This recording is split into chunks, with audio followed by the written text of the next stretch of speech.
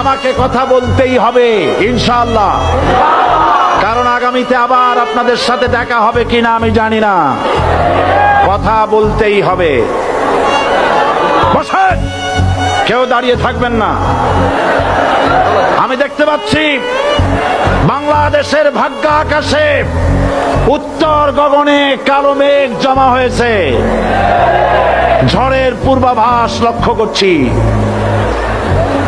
যদি মোকাবেলা করতে না পারেন সক্ষম ভাবে, এমন অন্ধকার গাঢ় কালো অমাবস্যার রাত আসতে পারে যার সুবে সাদেক হওয়া অসম্ভব।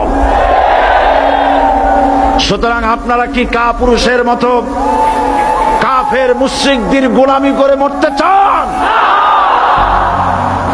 বিড়ালের মতো 500 বছর বেঁচে থাকার কোনো লাভ নাই। সিংহের মতো 1 ঘন্টা বাঁচতে চাই।